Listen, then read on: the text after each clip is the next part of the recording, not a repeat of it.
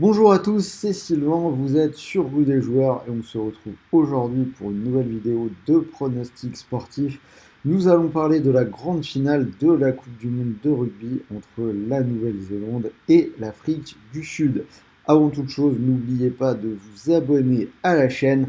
J'ai analysé toute cette Coupe du Monde de rugby. Toutes les semaines, on analyse également tous les championnats de foot, les Coupes d'Europe, la NBA qui vient de reprendre. Donc si vous aimez le ballon et que vous avez besoin de conseils pour vos pronostics sportifs, c'est vraiment l'endroit où il faut être. Vous savez quoi faire, vous activez la petite cloche et vous serez informé à chaque fois que nous sortons une nouvelle vidéo. Pour cette finale de la Coupe du Monde de rugby, je vous ai préparé 3 pronos. Je vous propose de jouer avec TheBet puisque l'opérateur propose une cote sympa pour la Coupe du Monde de rugby.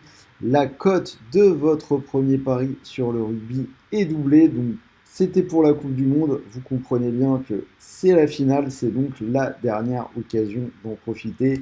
Après, après, ce sera terminé. Donc c'est le moment ou jamais. Si ça vous intéresse, le lien pour rejoindre TheBet est juste en dessous dans la description de la vidéo. N'oubliez pas le code promo, vous l'avez à gauche de votre écran, Rugby RDJ.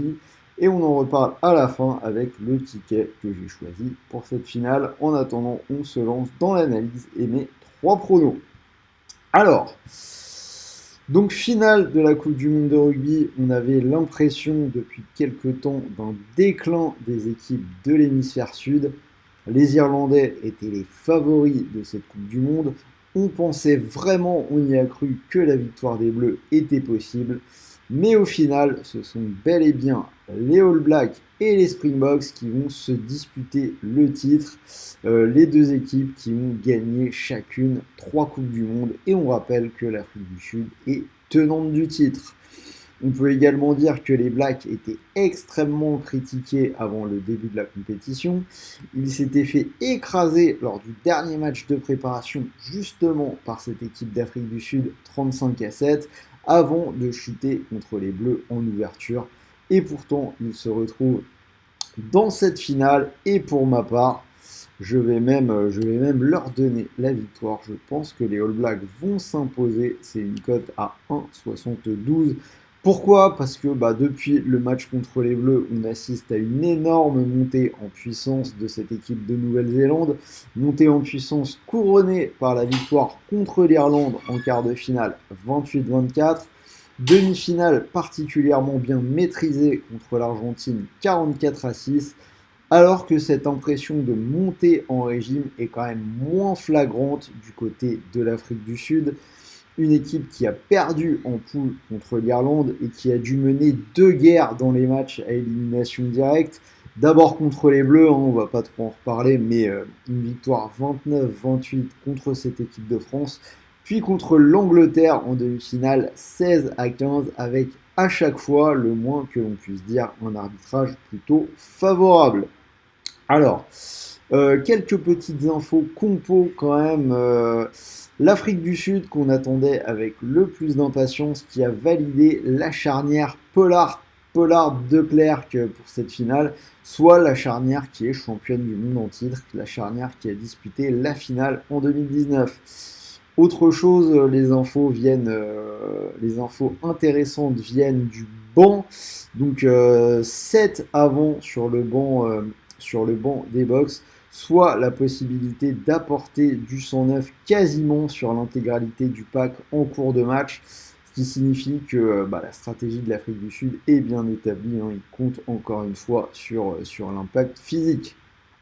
Alors, côté des Blacks, un seul changement par rapport à la demi-finale, et donc surtout par rapport au match de préparation entre les deux équipes sur la compétition, on a vu du côté des Blacks une défense bien disciplinée. On l'a vu contre l'Irlande, ça a concédé assez peu de fautes.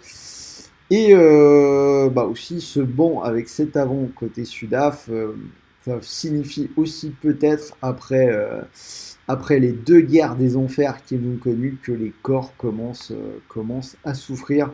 Donc voilà, moi je préfère la Nouvelle-Zélande. Niveau scénario, je vais aller vers une finale avec des points.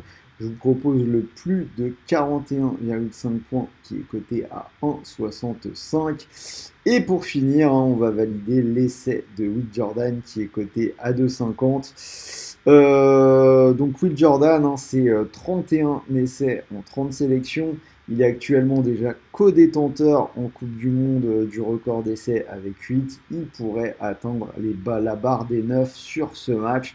Donc ça paraît bien évidemment le pari à prendre.